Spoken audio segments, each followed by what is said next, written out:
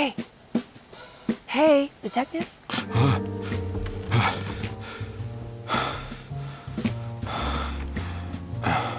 What are you doing? Oh, I found some. Great. Was it alcohol? God, no, I just got the wind knocked out of me. I think I know how to break the contract with the Dark Man.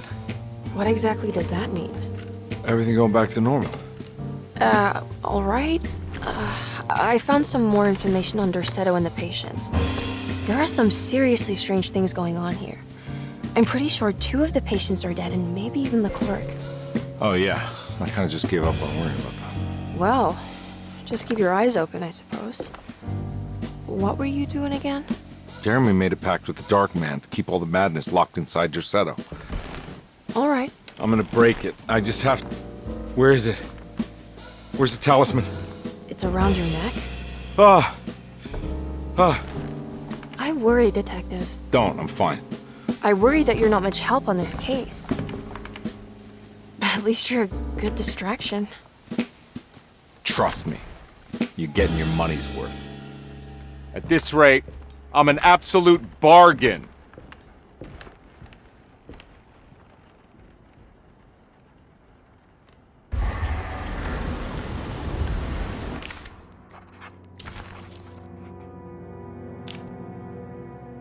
He must first acknowledge psychological trauma in order to proceed. The lying must stop, so we can break through the barriers of self-deceit. Finally, temper manic behavior. Medicine has failed me. Nothing can be done to dispel the hardwood curse. Only the sacrificial dagger may release the despair from Jacob's eye. Yet, doing so would be the doom of Derceto. Let this curse of mine be a weapon for once. I accept your demands, oh, crawling chaos. Build your prison around this godforsaken hospital. When evil has been starved, I will stay buried forever.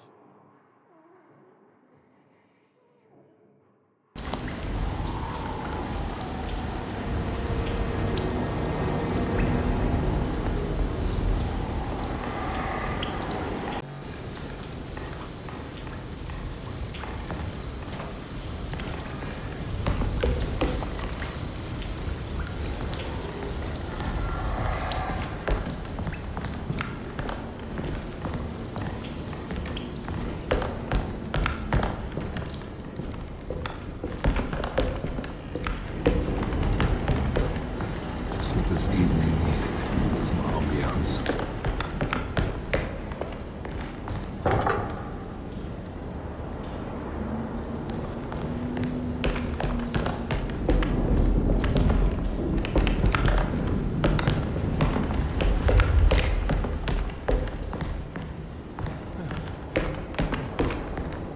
I need the key.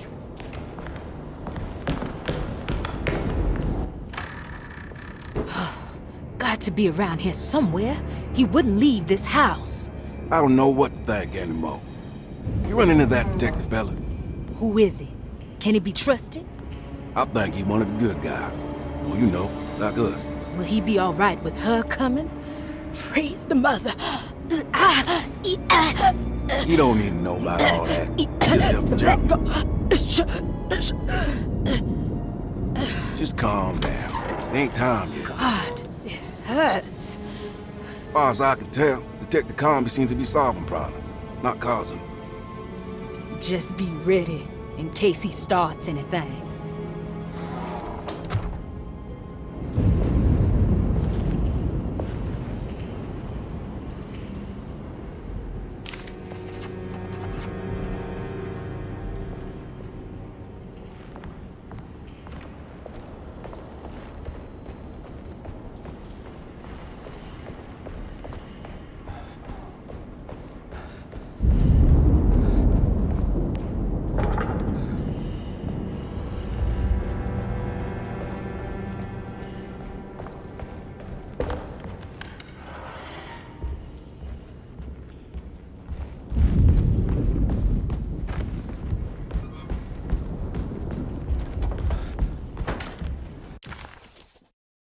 The two orderlies still hadn't found Jeremy. Conby figured this was good news. Emily had reminded him about some strange deaths at Derceto, and Conby wasn't sure who he could trust.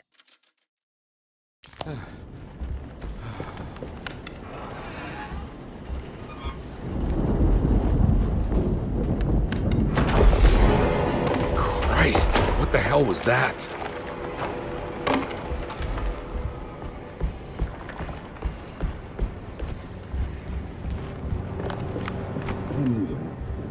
Can't let her ruin our plans. I don't want to run into the orderlies right now. Not sure I can trust them. I think Dr. Gray might be in there. Perfect time to snoop around his office then.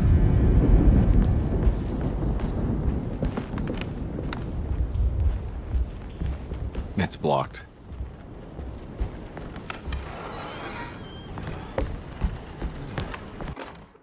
Lunacy and the Astarte Artist Colony, a monograph by Yael Klein.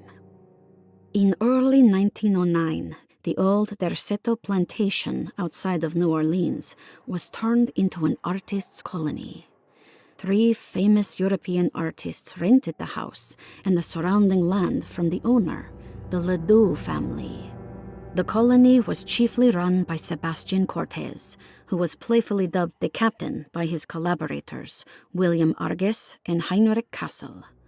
The colony existed for 6 years, until one day all 12 members disappeared without a trace. It is widely believed that their disappearance is connected to the disastrous hurricane that passed through on September 29, 1915, but nothing truly supports this claim. What is known is their frequent participation in New Orleans nightlife, their love for hosting parties, and their elaborate contributions to the Mardi Gras parades as the Pirates of Pontchartrain. Accounts of their lifestyle can be found in almost every gossip column. It can effectively be summed up as carefree and bohemian. In late June 1909, the name Astarte first appeared in the newspapers. Cortez said the name came to him as he was painting. There is never any claim to knowing about the ancient Phoenician fertility goddess with the same name before this time. His fellow colonist Heinrich Kassel did know, because he later produced sculptures that show clear references to ancient idols of the goddess. It's impossible to know for sure how this name suddenly made an appearance, but it is interesting because of Derceto's history. Even the name Derceto is the Greek name of a Syrian fertility goddess. In the case of naming the plantation, Derceto was certainly not an accident. We know that Elijah Pickford intended to build a temple for his cult, for he had distributed pamphlets 2 years prior to the purchase of the land, advertising his intentions. His followers were estimated to be almost 100 men and women, mostly sailors, Maroons, and Cajuns, when the plantation was built. To outsiders, Derceto registered as an ordinary slave plantation, which enabled Pickford and his flock to remain hidden for decades. The official story is that the cult lasted until 1862, when the Union Army came and burned down the plantation and scattered all who lived there. Following the Civil War, new people started to congregate in the ruins of Derceto to invent a new fertility goddess, the Shub-Niggurath. As much as Derceto is a particular name to have heard of, it's not entirely uncommon among the learned. Astarte is equally known and could have been subconsciously chosen by well-read artists. Shub-Niggurath is, on the other hand, very uncommon. Almost impossible that anyone in Louisiana would have heard that name. The name is referenced only in rare books like Unaussprechlichen Kulten and the Necronomicon, and is believed to be a bastardization of Arabic words meaning pertaining to the dark young. The few paragraphs printed on the goddess are so upsetting that no one in their right mind would want to build a religion resting on such qualities. The Shub-Niggurath cult was hard to get rid of, but it is believed that despite the police jailing and killing several cultists over the years, the main culprit in the cult's demise is the cult itself. which seems to line up with every instance of cult activity on Derceto's grounds. When Captain J.W. Norton of the Union Army arrived, he described the people at Derceto as malnourished and maniacal. As much as the army tried to save them, they fought back with fervor, as if nothing was going to stop them from slowly destroying themselves. While the disappearance of the Astarte Artis colony remains a mystery, the recurring motif seems to suggest that their fate involved lunacy and a hunger for self-sacrifice to that fertility goddess with 1,000 names.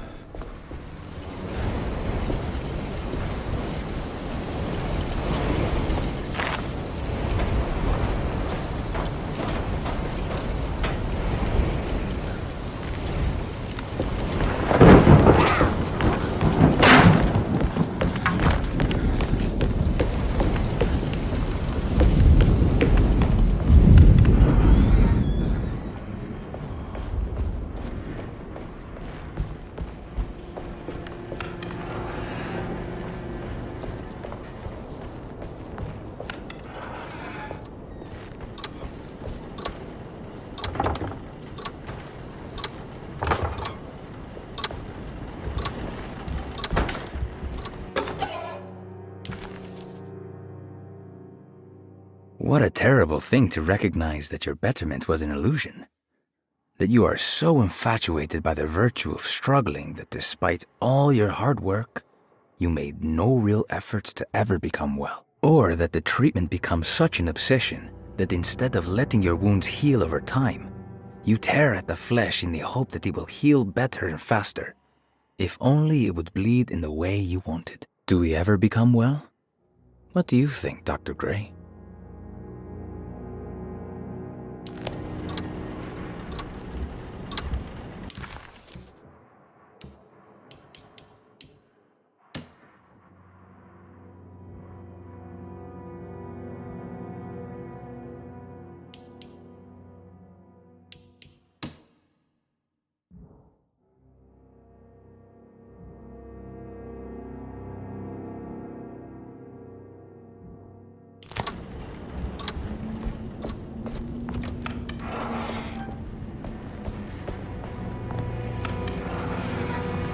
There must be a spare key to Dr. Gray's office in here. I need the key.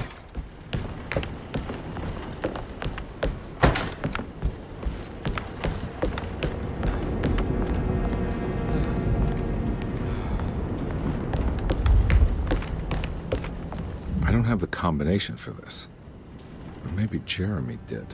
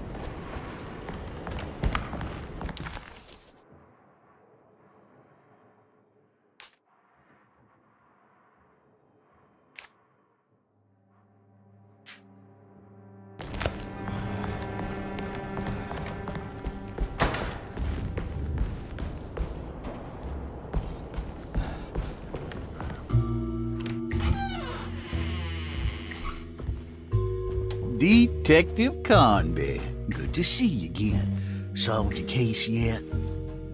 I'm trying. Hey, Grace, you okay? Oh, she is just peachy, Detective. Are you looking forward to the Feast of St. John, Grace? I can't wait! Kids, ain't they great? What exactly are you planning for tonight? Oh, not much. We eat, we drink, we pay tribute to the wishing tree in the conservatory. The usual. Then why all the excitement? There is just something about tonight. Something's different. I think we all feel it. Besides, we got ourselves some new words for the prayer thanks to your buddy Jeremy. She'll come and turn the world inside out, and things will begin again. That sounds strangely threatening. You should come. Oh, God damn it, Grace. Stay put for once.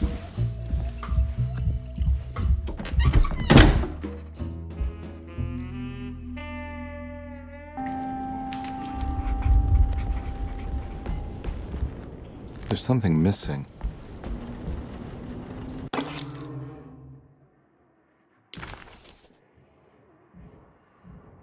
Better hold on to these. Wouldn't want them to get lost.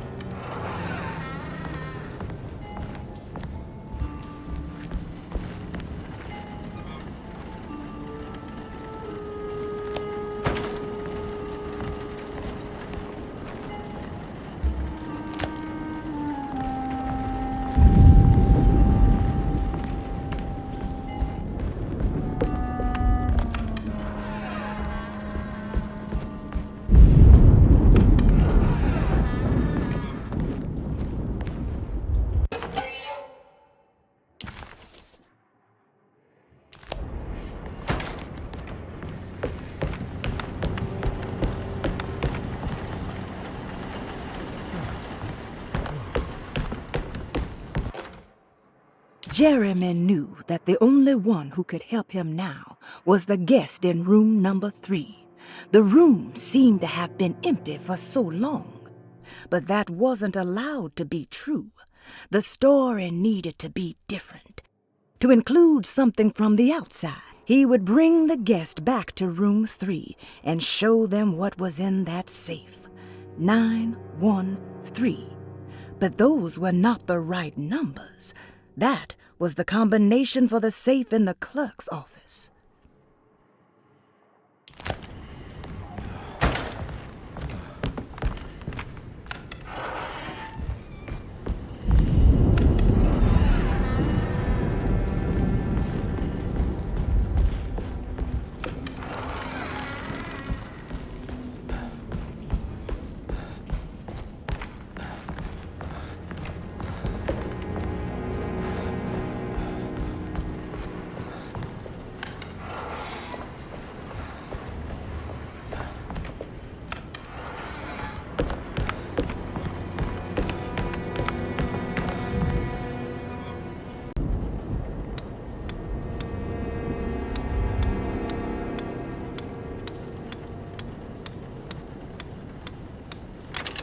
It worked.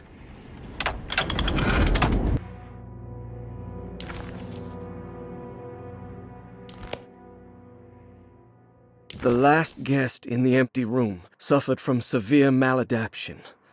I must write this down, because if I understand the condition sufficiently, it could make me deny this fact at a later date, and there is reason for me to think I may come to suffer the consequences from this dysfunction, as some who came in contact with the guest seemed to adopt a new worldview in which everything was predetermined but broken. Upon accepting this worldview, some memories became unmanageable and later rejected. I do not know what this means. I cannot even remember the fate of the guest. I think they were simply misplaced one day and forgotten. Just like all documents pertaining to this guest, they have all been destroyed, or they never existed in the first place. Who wrote this? There has never been a guest in the empty room.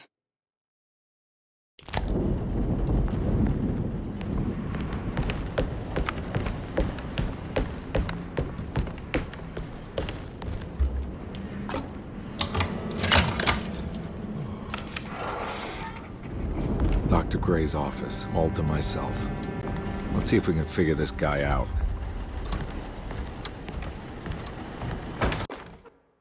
I have finished tidying up Miss Beauregard's belongings. I will leave it to you to contact her agent and have them collect her things.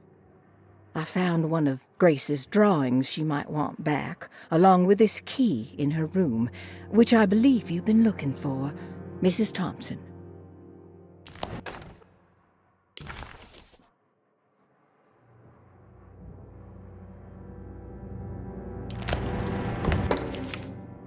This is where McCarthy has hidden my favorite young. It's very important. This is where McCarthy has hidden my favorite young. It's very important.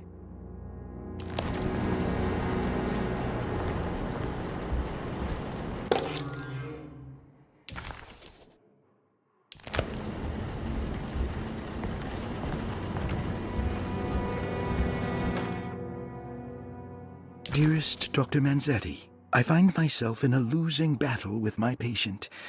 As I've disclosed in my previous letter, his delusions have him completely captured. It's bad enough that he is torturing himself with paranoia, but his madness turns out to be quite persuasive to others, effectively laying the ground for mass delusion. I am writing to you in hope that you can give me some guidance. Beyond my ambition to avoid devastating surgery on my patient, I have grown worried about my own defenses. The words of my patient are deranged, yet they often resonate with something primitive within me. I have tried photographing his brain with X-rays. It was surprisingly difficult to get good results. Dark blotches on the plates kept obscuring all details. My patient looked at the bad plates and cried out in terror, telling me the dark areas was the shadow of the worm, eating him from inside. I could not see anything out of the ordinary. I hope this is a sign that my mind is not as receptive to the madness as I had feared. After further inquiry, my patient described the shadows inside his mind as some kind of chthonic monstrosity that wants to undermine his sanctuary. This is clearly a reference to a place he calls Teroea, a sort of library or convent that works as a psychological haven. With this imaginary haven threatened by this Chthonian, he has now constructed another, less pleasant hiding spot. Lately, he has been bringing up a metaphor of a steamboat that has run aground, that he feels like he needs to start the engines and reverse, but he is afraid that the hole in the hull would cause the whole ship to sink. I've been watching him turn this metaphor into reality for the last week. He knows it's made up, but he is doubling down, trying to make it a real memory. I feel certain that this is my chance to break through the barriers of his self-deceit.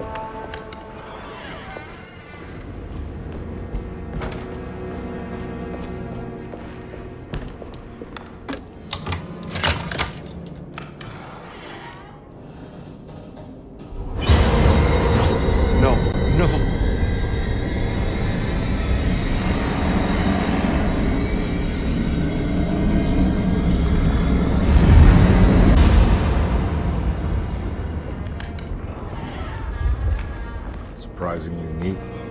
Maybe I've been selling that old barfly short.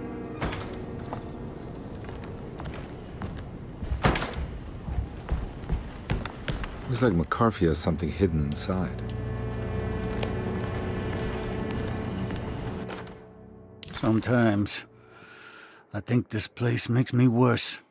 That Derceto might be my grave. A coffin made of ostentatious architecture. A Taj Mahal for the drunken depressed. There's something about Derceto. Something about Dr. Gray. Like we all pretend that we're here to get better, when in fact we are here to be forgotten.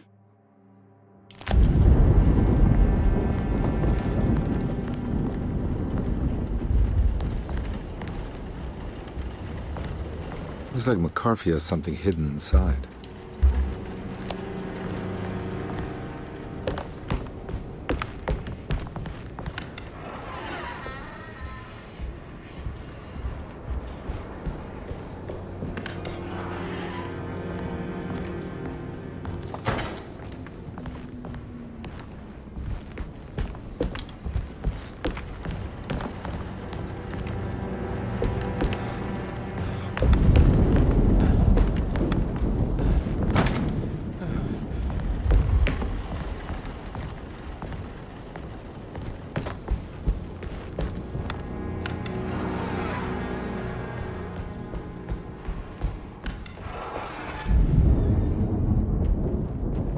Take this much more. This has to end.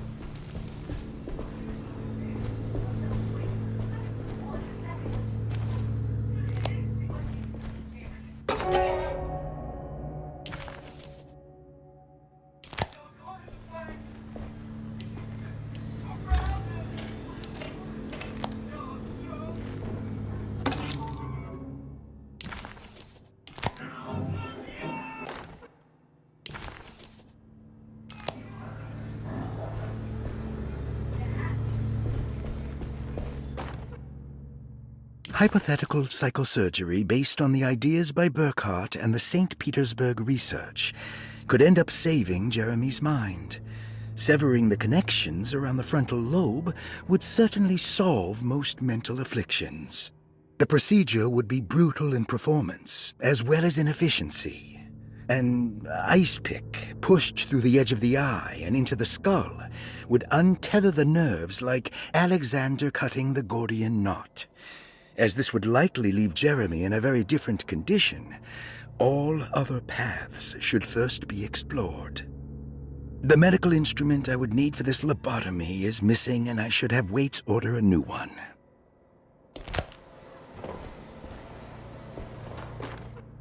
Radiography. Patient Jeremy Hartwood. Date June 14, 1930. Plates. Jeremy's skull proved difficult to capture properly. Partial radiographs worked best. A complete picture of the brain can be assembled by piecing 3 plates together. Observations.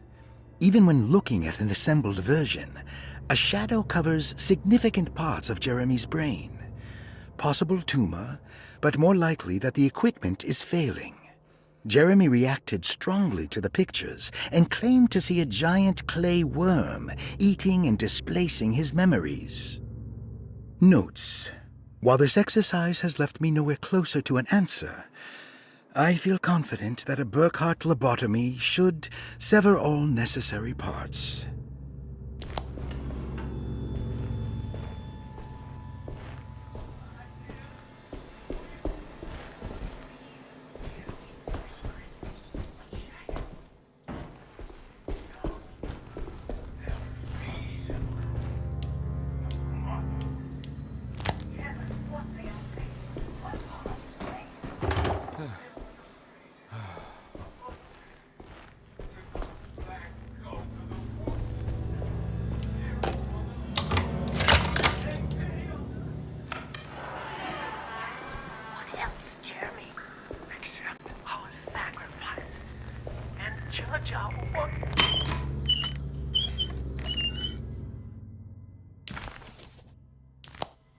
Don't mind if I do.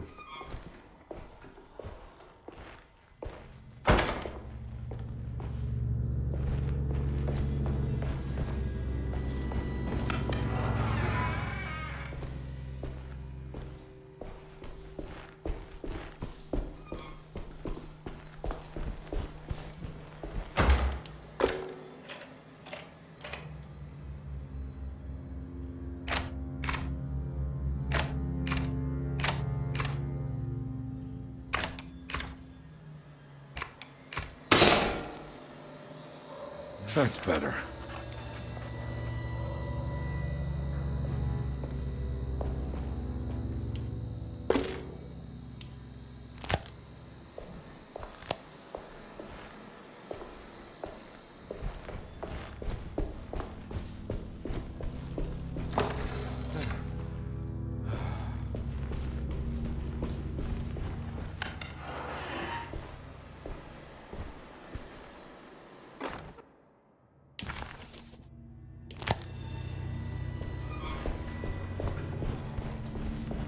I need the key.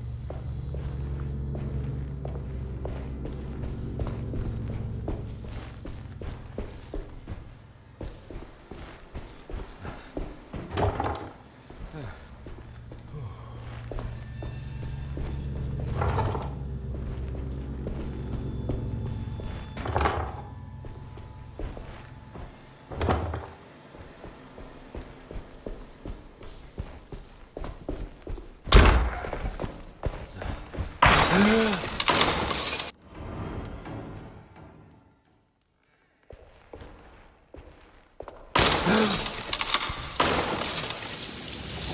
does this keep happening? What am I supposed to do?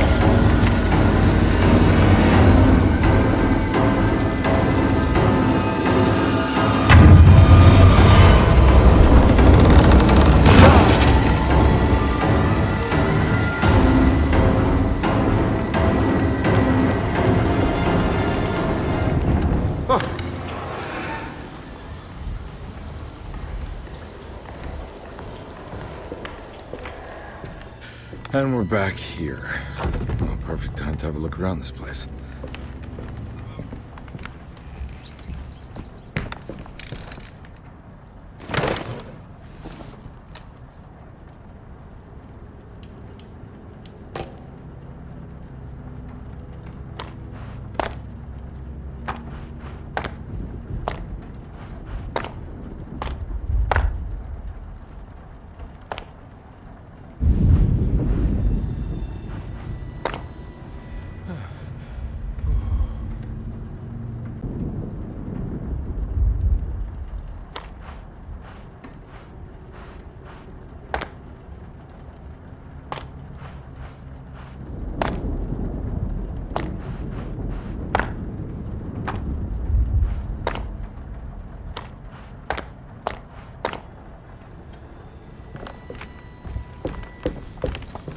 What is that?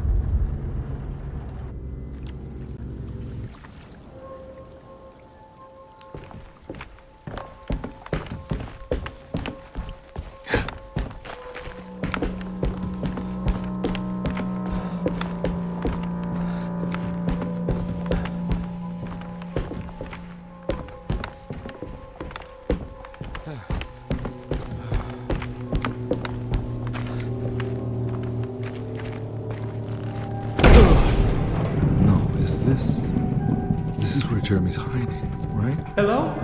Is anyone there? Jeremy? I need help! Wait. Can you hear me? I'm stuck in the mud and the fire is taking Jeremy, me. where are you? The motor is dead. I can't do anything more. Hang on, Jeremy. I'll figure something out. I'll get the boat running.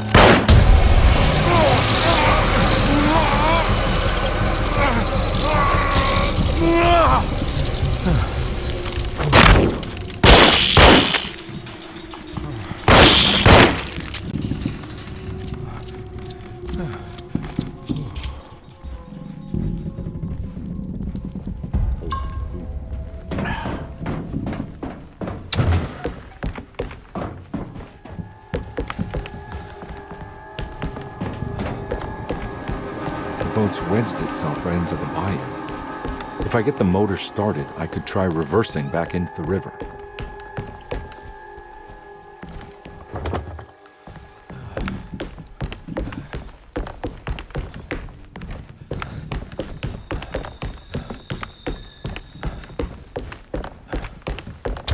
Jeremy, where are you?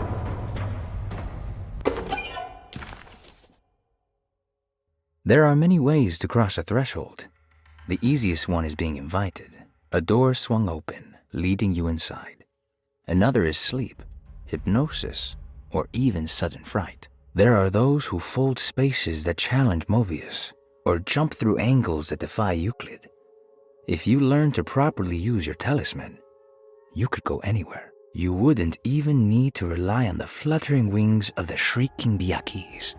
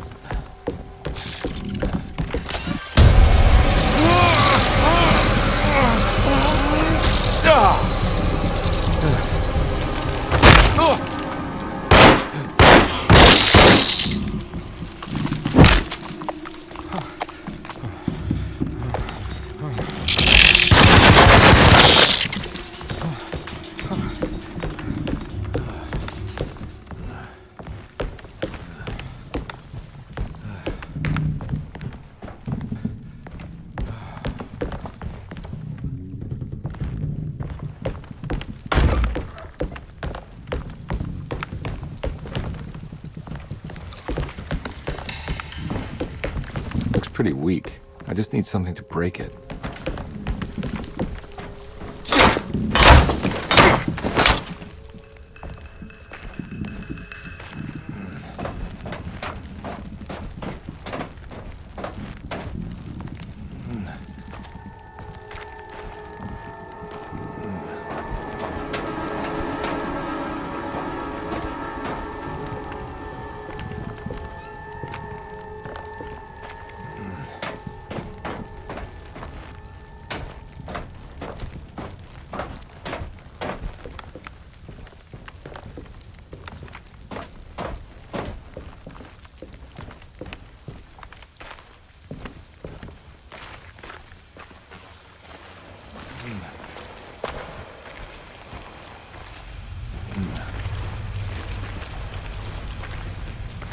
This definitely needs fuel.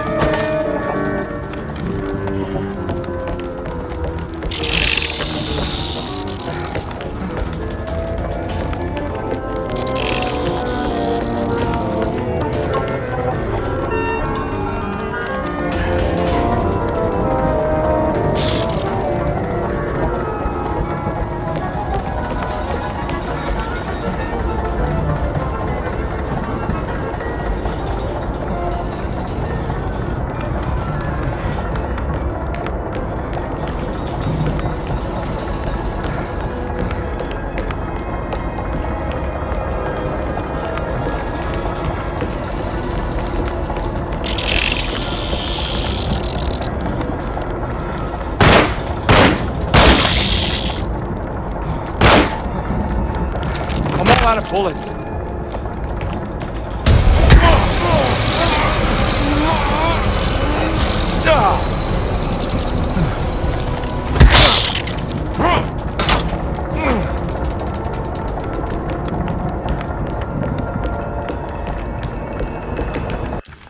Jeremy was calling out for help, but Comby couldn't figure out where the voice was coming from. For a moment, Comby wondered if the boat itself was Jeremy, or if he was below it somehow. It didn't matter right now. Jeremy was clear on one thing. He wanted Comby to get the steamboat running and out of the mud.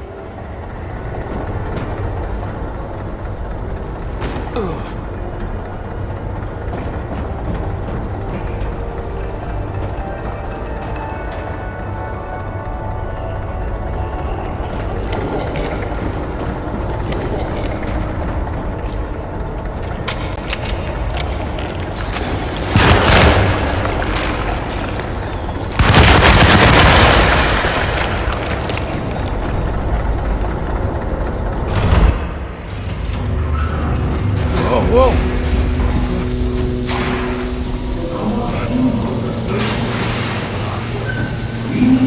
I'll try. Are you ready to tell me what happened in the attic? I put a rope around my neck, and then I strangled all life from my body. Are you under the impression that you died? No. I was supposed to die. What does that mean? That you were supposed to die? I'm the catalyst. I had to die to make the story happen. What are you referring to, Jeremy? 30 years ago, Frederic needed me to die. You're not making any sense, Jeremy. Come back. Find your focus. Hey! I cheated everyone. I didn't play my part. Hey! I escaped my doom. My destiny.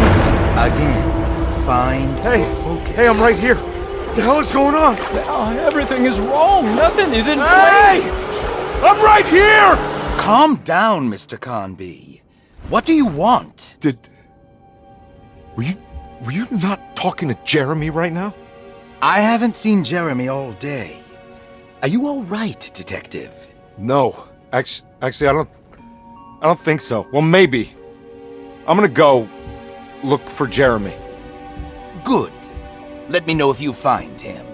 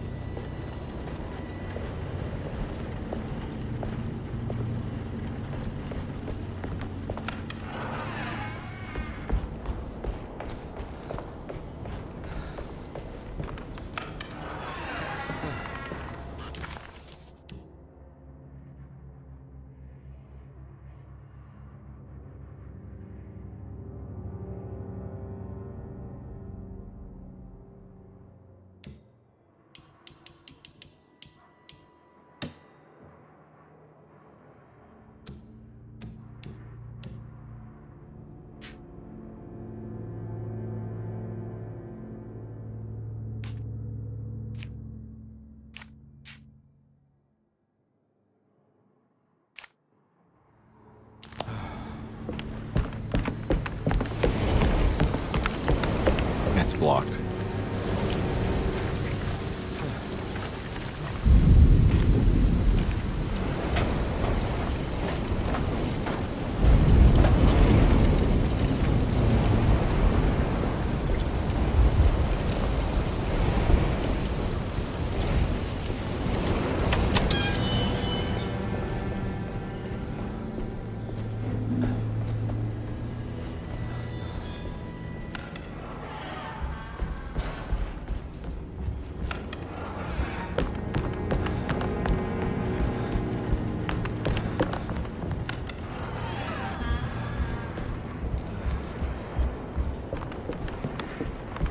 I don't want to run into the orderlies right now. Not sure I can trust them.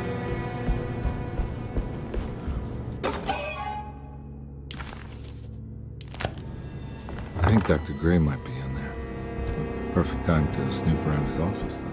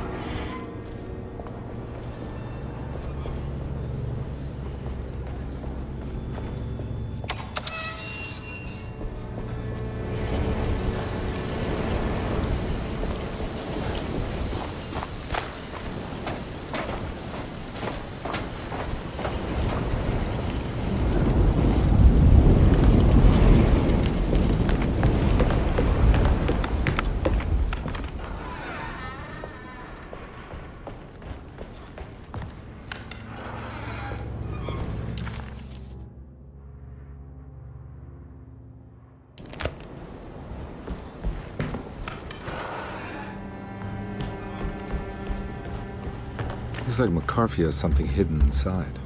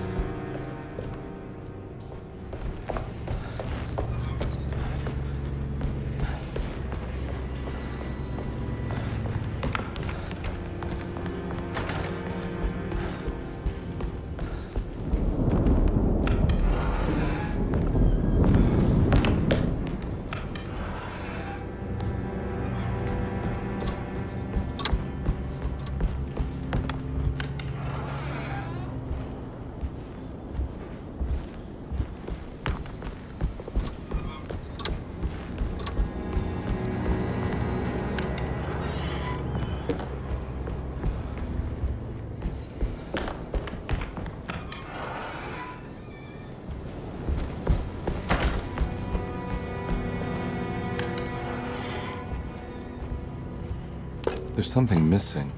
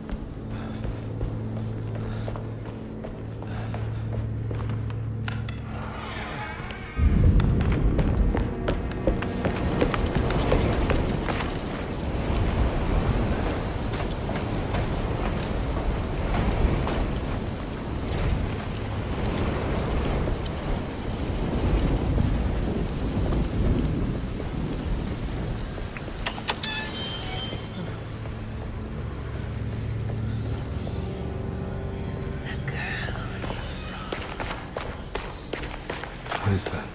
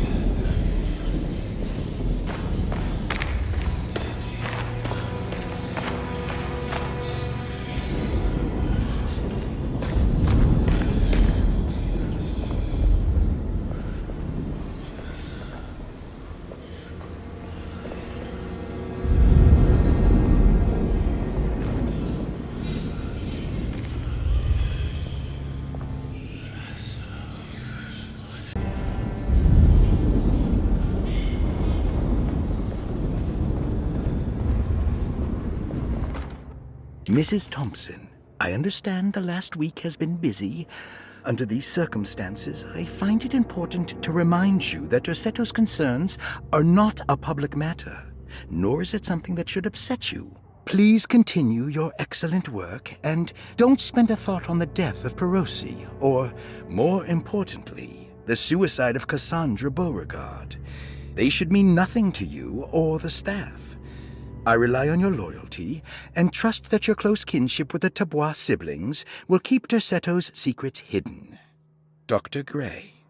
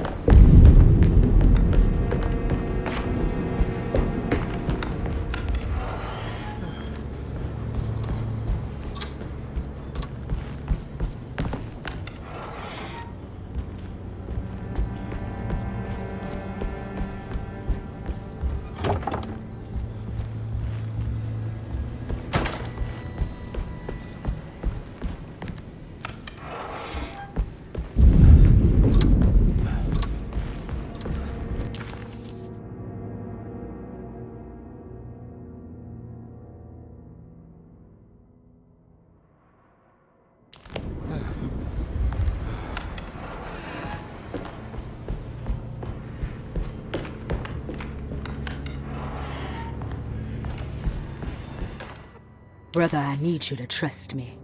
This is the most important moment in our family's history. I know you have doubts and that the terrible Mama Loa told you lies. I would never betray you. I promise. Lottie.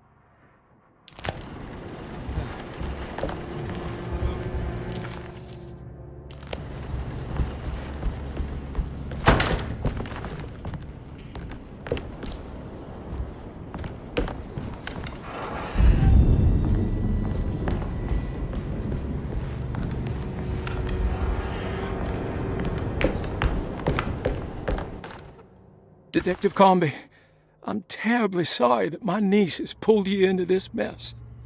Please, with all my blessings, take her away from this cursed place.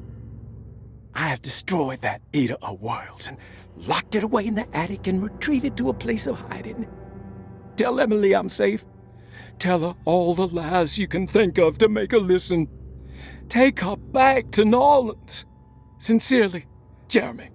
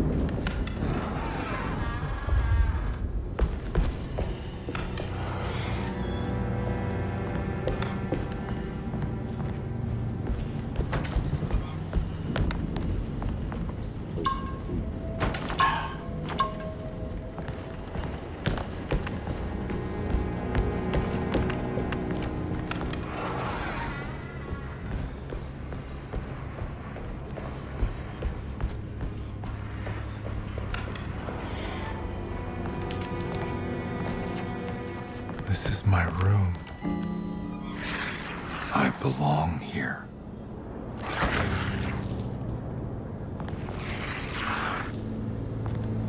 I know that number. Where's that from? I did this. I wrote that.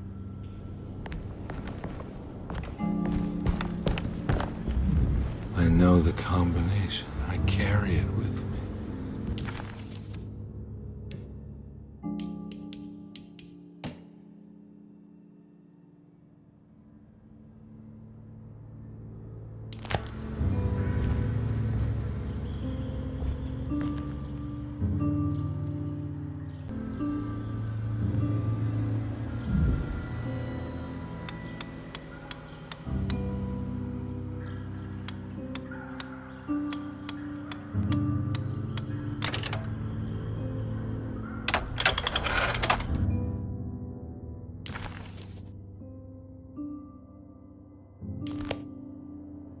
Detective, I have made many discoveries in my case. The child we want is safe, thanks to good people like me and you. We're so similar, but you don't see all the things I do. To find your man, Jeremy, you also need to look for the girl. It has always been that way. The young deliver us all. You should have a look in my room. There's a piece of the puzzle you will need. Take care now. My coffee.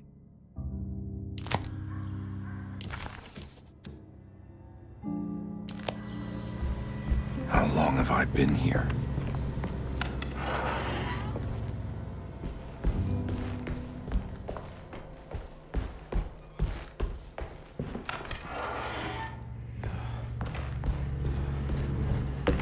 Looks like McCarthy has something hidden inside.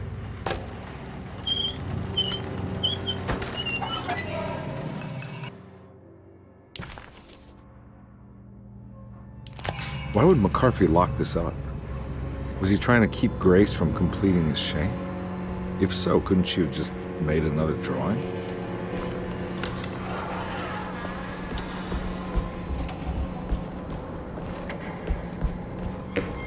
What the hell happened in here?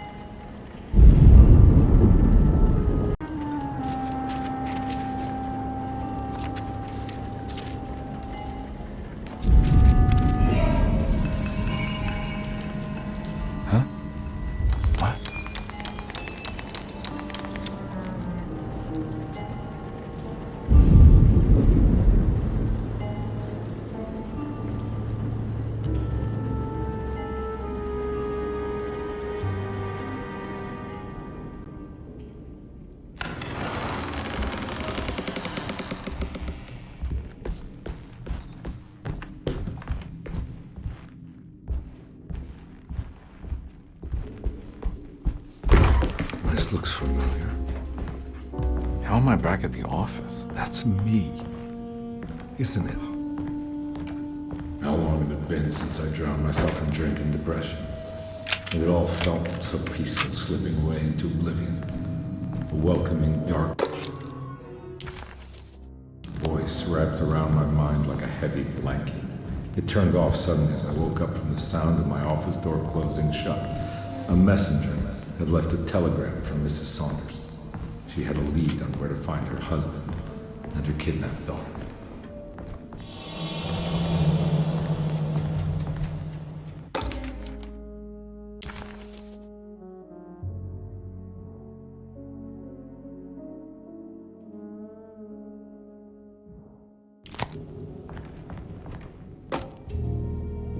God, I used to drink so much back then.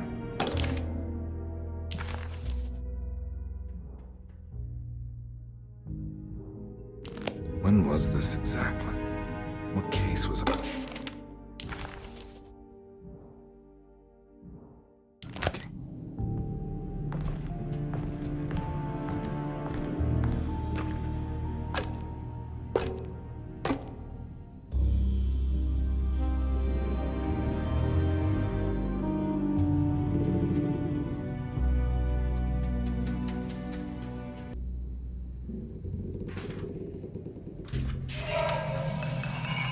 I remember this case. Some kid got taken by her father, headed out of state, but he had made a mistake by selling a painting that his wife actually cared about to a collector named Thornhill to fund his venture. That's how I tracked him down. At least I think so.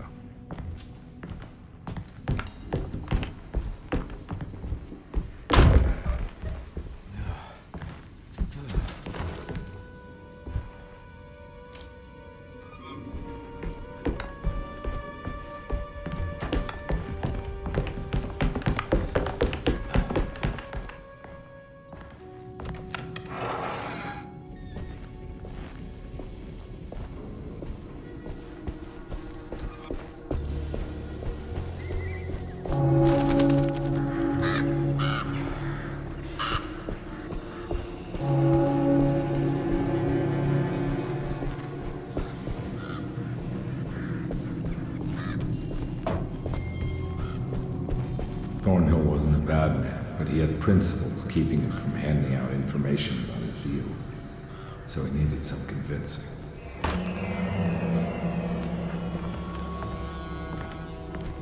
Well, every case can't be squeaky clean.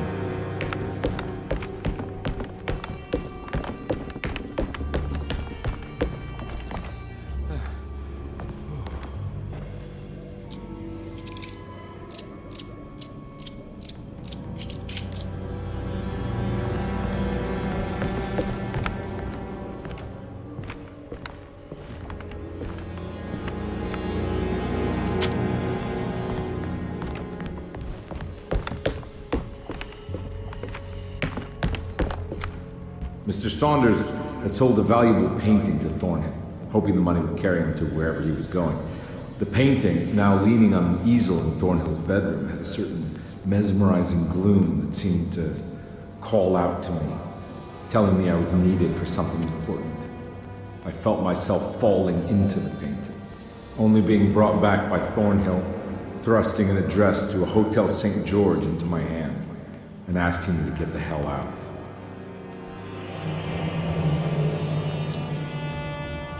I don't remember this at all, but I can't say it didn't happen.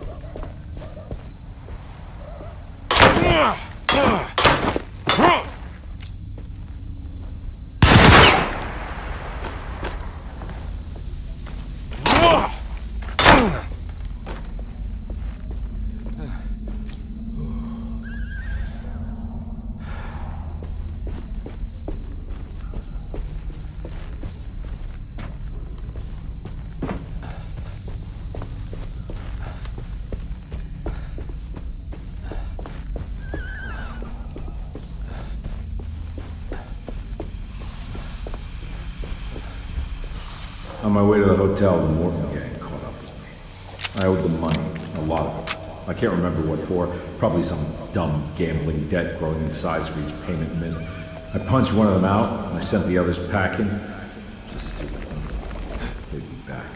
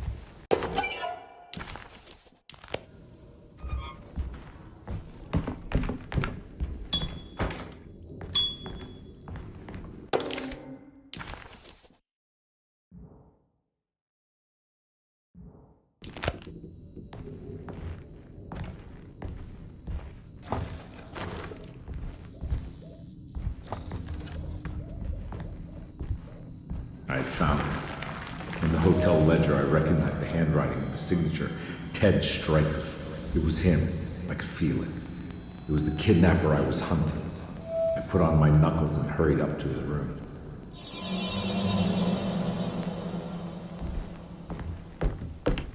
Something about that name, Ted Stryker, rings a bell. Feels vaguely familiar.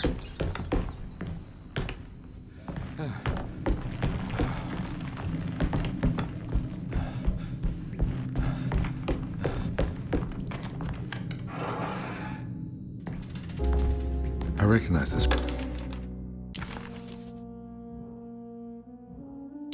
But I didn't catch up with them here.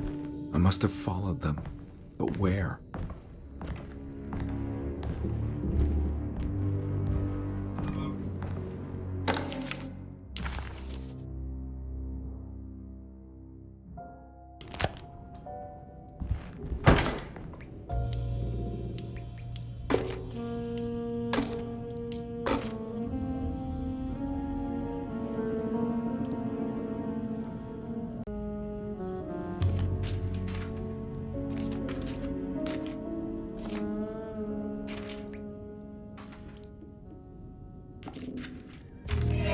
That's right, he was running away, ditching his old life and marriage in New Orleans to find something better in Tallahassee. And he took his daughter with him against the will of the mother. That's why she hired me. But I stopped him. I caught up with him at the Pearl River Bridge.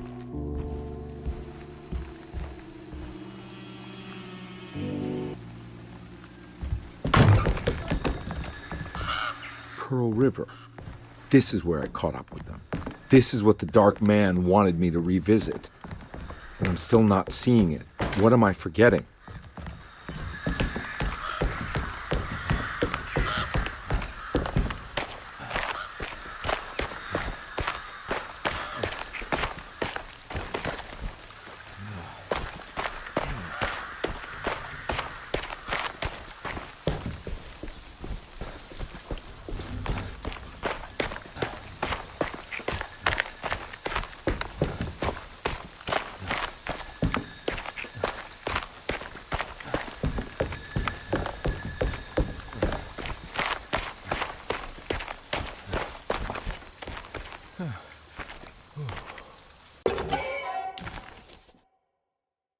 Edward had heard the whispers for years. When he lived in Brooklyn, it was only on rare occasions, like when he as a child climbed that tall tree in Central Park, or when he almost drowned in the Hudson River, trying to save his despaired mother. The whispers became more common as he moved to New Orleans, but still rare enough to be ignored. Now as he walks the halls of Derceto, he knows what is calling him. He doesn't want to admit it, but the dark young in the conservatory is telling him to sacrifice the cabris and corn.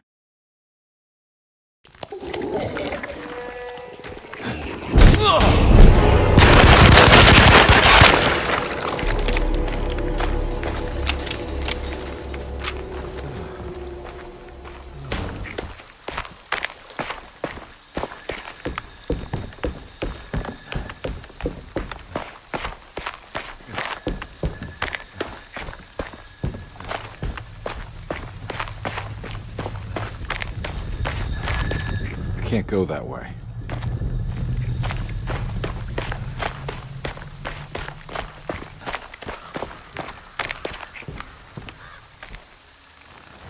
Ugh.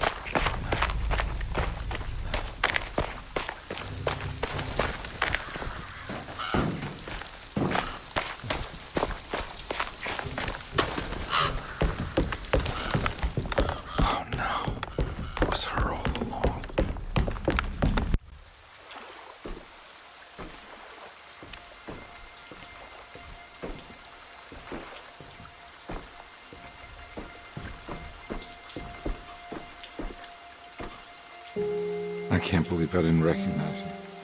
I looked a little different back then, I suppose. Was any of this real? How do you mean? This day, just...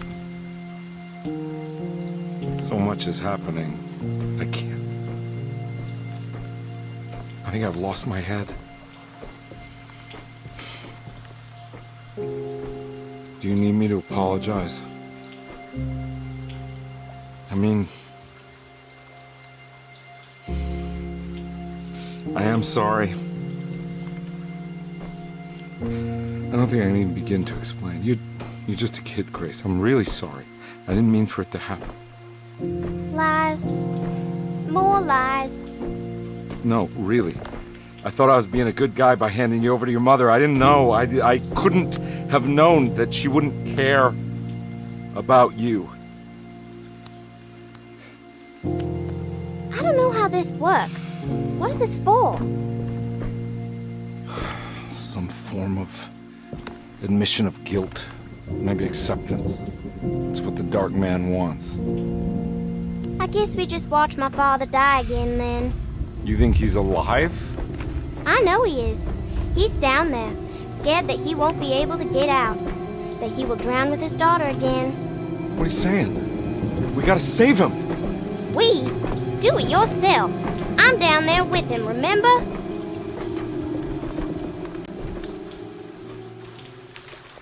Can I really save them? This all happened so long ago. I have to find a way to get down there. I have to see it with my own eyes. There was a boat at the house where I entered. If I can raise the bridge, I should be able to get to the car.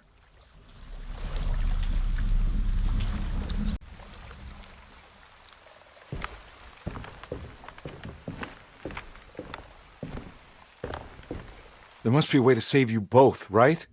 Why else would I be here? Maybe the Dark Man just likes it when you suffer.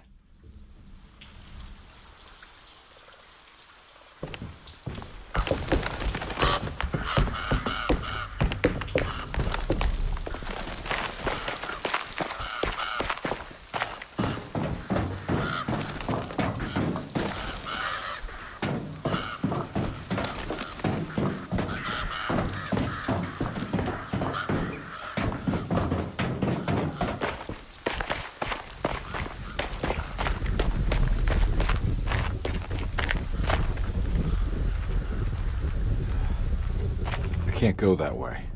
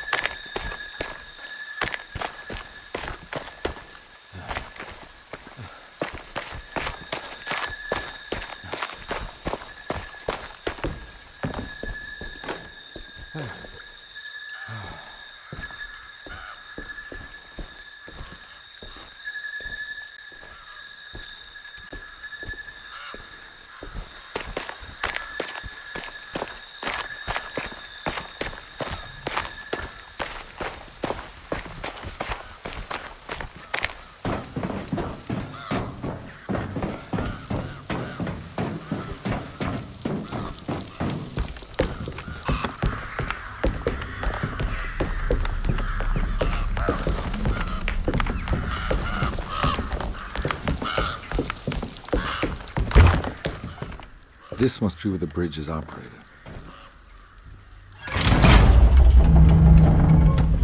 Nothing's happening. It's like something's holding it back.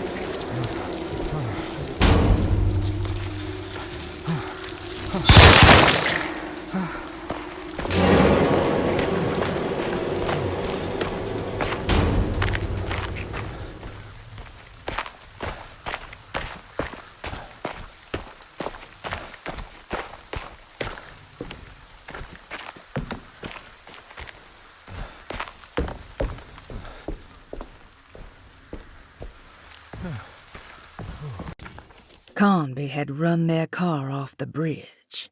He pulled Grace out of the sinking car, but left her father to drown. He could have saved him. There was time. He just chose not to. Instead, he took Grace back to New Orleans and collected his paycheck.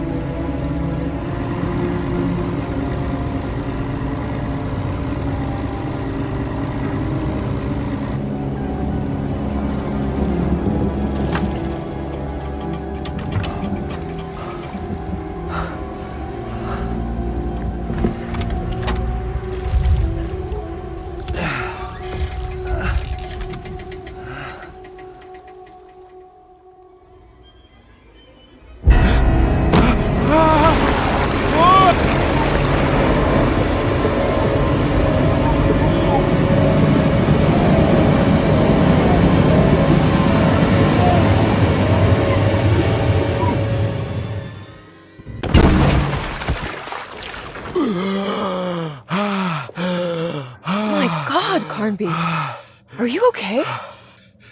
Don't leave me alone. What the hell have you been doing? What's going on here?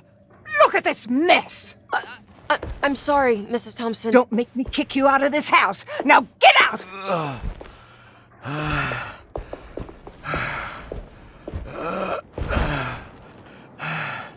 Hey, Detective. Mr. Carnby. I'm really worried about you. I'm okay. I just need to catch my breath for a moment. This place? There are some very disturbed figures around here. And I don't think it's just the patients. I've been reading some things about how Derceto has a deranging effect on people. I think it might explain things. What? Just take it easy, okay? I'm gonna go find a way into Dr. Gray's apartment. I want to know what he's hiding. Emily, don't worry. I think I'm close. I'm gonna set everything right. Just be careful.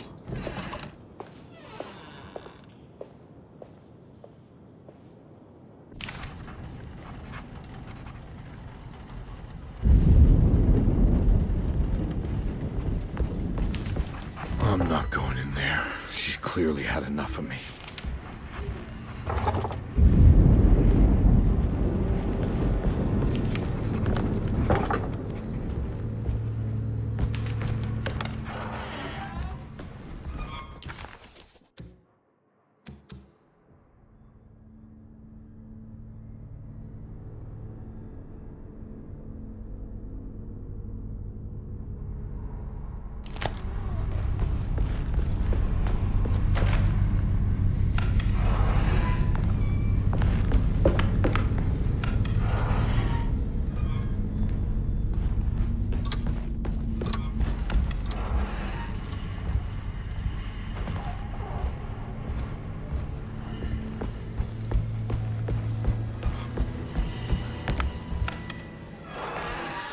Detective, am I glad to see you. Lock the door, will you?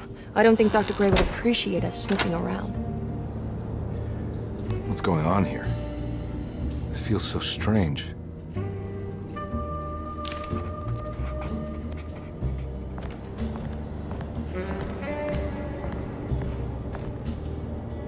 Have you found anything? What? Yeah, I've seen some things. Okay. Let me know if there is anything you want to talk about.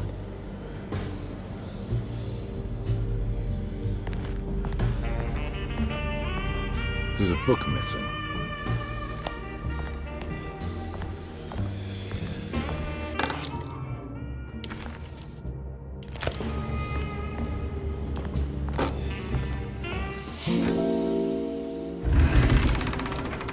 What did you do? I was just rearranging the books. Well, come on, let's check it out.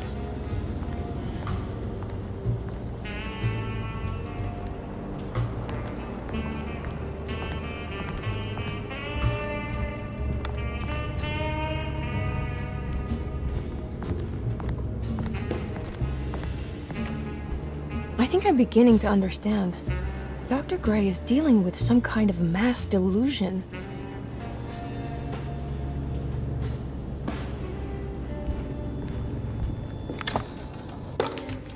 Good to finally meet you, Mr. Hartwood. I'm here on the behalf of your brother Philip. You were expecting me, weren't you? Yes. You're from Derceto, no? That's right. I just wanted to ask you a few questions to see if there is anything I can do to help you and your family. Okay. I understand you're full of imagination. You make up a lot of things. I suppose. And you obsess over them, blurring reality and fiction. Sometimes. Do you want to tell me about the Dark Man? No, I don't. That's all right. Perhaps there is something else you can tell me. Something you know to be made up, but you hold dear. Juan? John? Who's John? No, Juan Luis Jorge. Oh, wait there a moment. Here, take a look. Is he... Oh, he is the author. It's a magnificent book. Life-changing even. The real Juan is long dead, but I like to think of him as my friend. My most beloved friend. I see. Do you often do this? Fantasize about people you read about? No. Well, there is Jacob. Who is Jacob? Turn to the last page. Oh, it's a newspaper article. The Prisoner of Ice, Jacob van Ostad. Is he also your beloved friend? Oh no, Doctor. Not at all. Here's the fire that fights fire. Yes, I think it's clear your overstimulated imagination, this mania, needs to be tempered for you to live a normal life. I know your family calls it the Heartwood Curse, but I want you to know that there is nothing supernatural about your condition. It's all inside your head. And with that, I'm very qualified to deal with. In time, you will be cured. In time. Yes, in time we will exorcise all your demons, all the dark men. Yeah! Please, Mr. Heartwood, calm yourself. What happened? Oh, don't you worry your little head about it, Miss Heartwood. Your uncle and I just had our first breakthrough.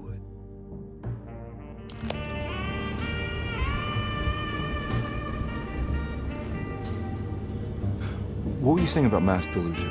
Derceto seems to have a deranging effect on people living close by. It has a history of creating cults devoted to some nature goddess. Even the name Derceto refers to the cult existing here before the Civil War. Derceto was the name of an ancient fertility goddess worshipped in Syria. Dr. Gray and his friends, however, seem to prefer the black goat of the woods with 1,000 young, or Shub-Nigroth. And that name can only have come from my uncle's twisted mind.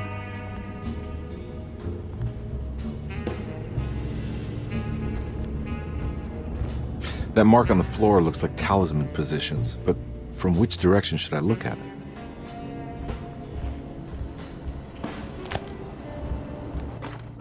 The Snake Dagger, a monograph by Yael Klein. In Ludwig Prin's book on pagan rituals called The Mystery of the Grave, as translated by Nicholas Vachy, there are several references to a sacrificial dagger called the Snake Dagger. It has long been thought of as a poor translation of the original text, that it would be more appropriate with worm dagger from the Latin vermis cultrum. This seems natural following the recent consensus that the original title of Prin's book, De Vermis Mysteris, should literally translate to the mystery of the worm. However, this would take away from Vachy's great effort at translating the underlying meaning of the words and revealing several cultural beliefs. While Prin certainly was using the term worm as a symbol or synecdoche for death and the dead, which is made clear by the contents of the book, in the case of the dagger, we shouldn't be too hasty to dismiss his translation. Reading through Vachy's correspondence with his patron, it appears that he had more than just the Latin text at his disposal. Vachy had dug up Prin's living relatives and uncovered several cross-referenced historical texts and an actual snake dagger.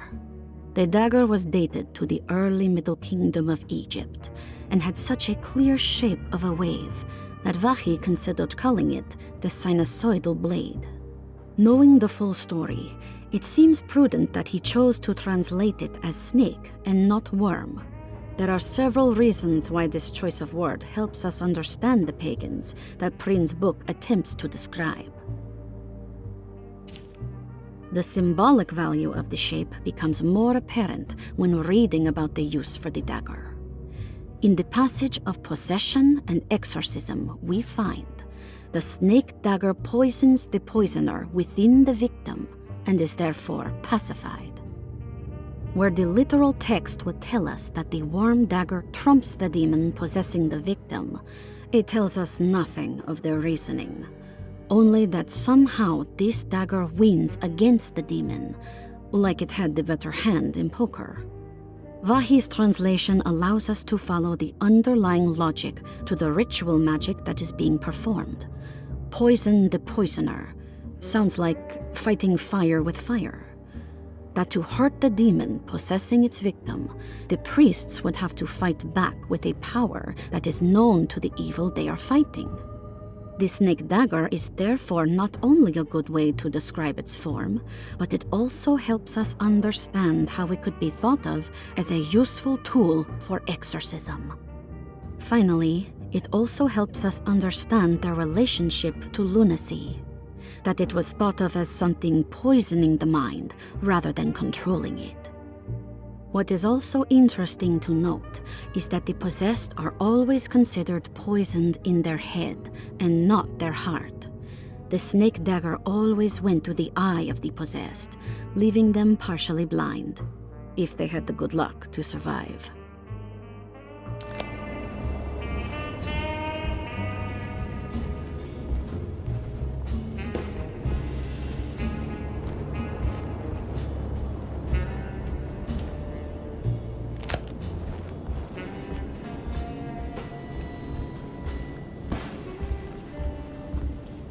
You think all of them are in this cult business? Even Jeremy? I'm not sure any of them have a choice at this point. We just need to find a way to stop all of this.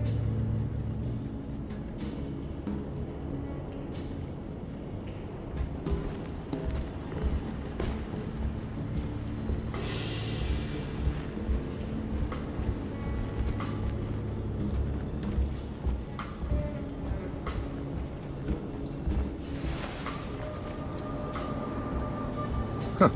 Has that been there this whole time?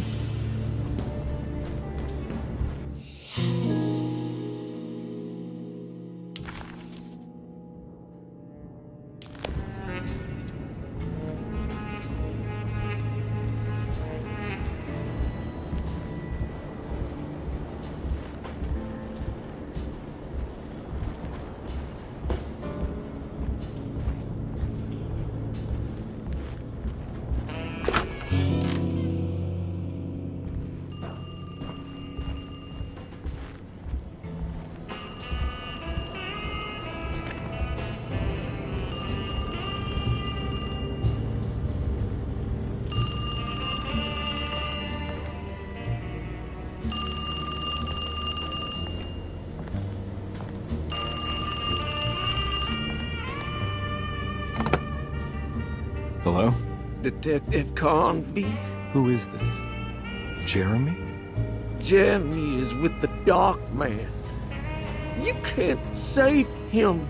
Well, I've done everything he wanted so far, and there's just one more thing on the list. I expect him to keep his promise and return Jeremy unharmed. Get out, Detective, while you still can.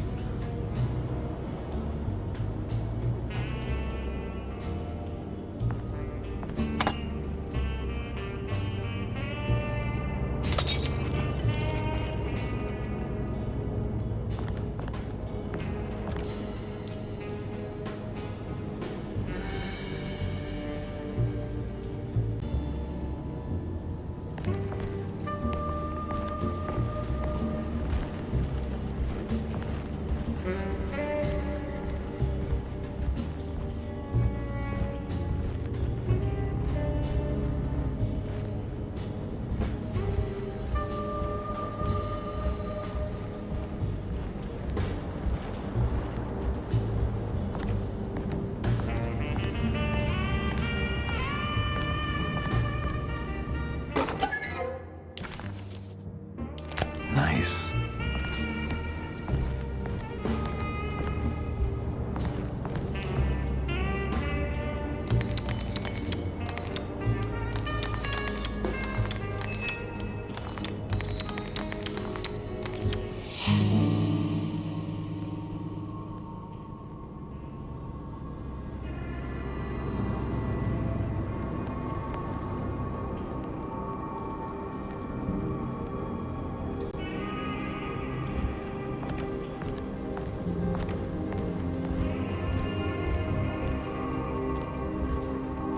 You okay? You look a little frazzled.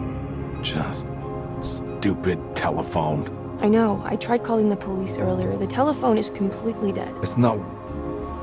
Yeah, no, the telephone isn't working.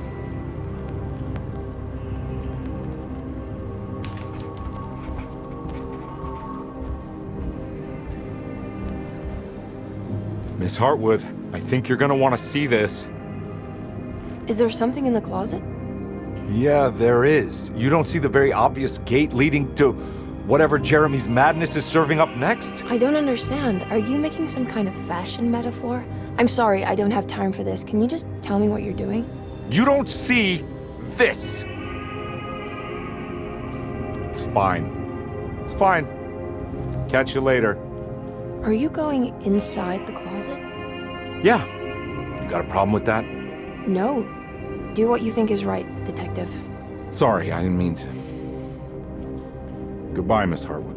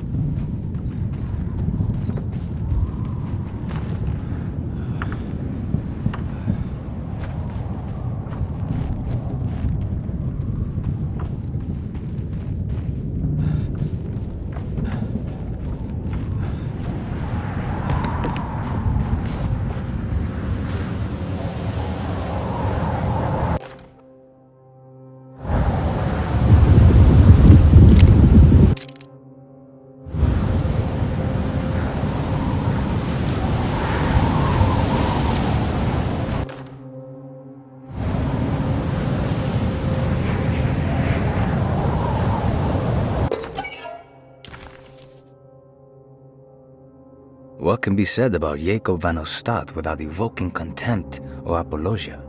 The first piece of information is the obvious.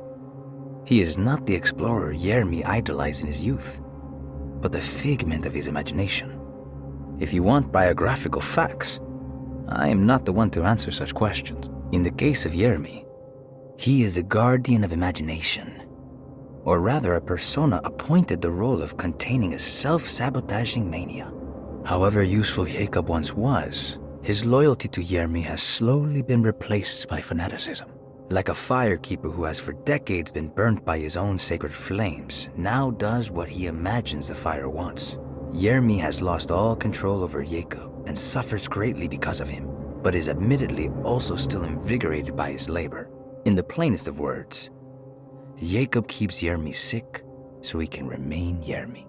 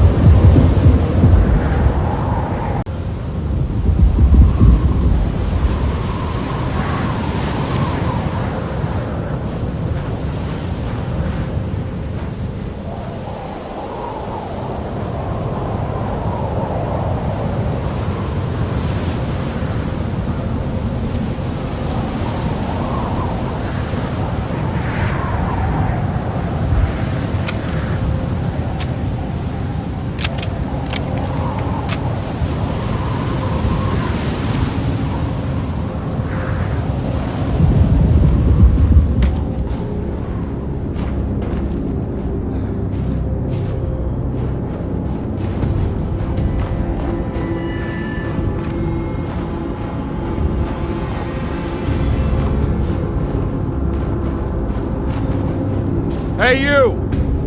What are you doing here? What is this place? Turn back, Detective. You're not wanted here. Whoa, take it easy. I'm not your enemy. Oh, you're wrong, Detective. You're wrong!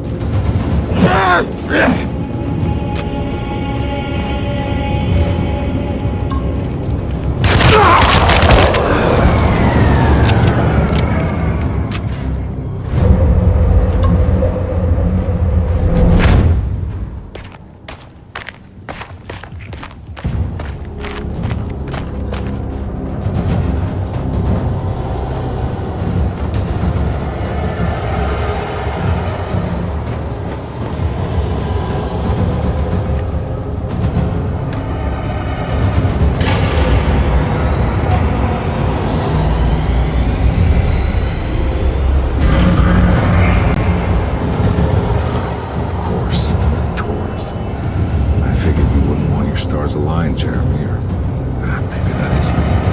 To temper that mania of yours.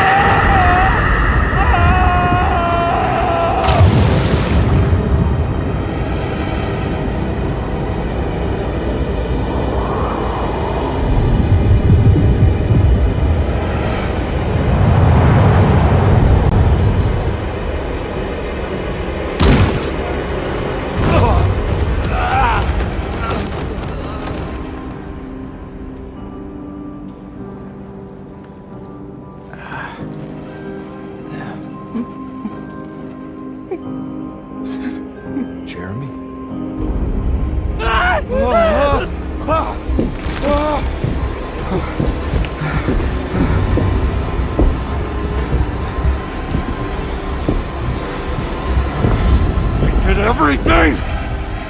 Aren't you happy? Stupid charlatan! What more do you want from me? You want me to lose my mind? Oh, my lord! Doctor! Baptiste!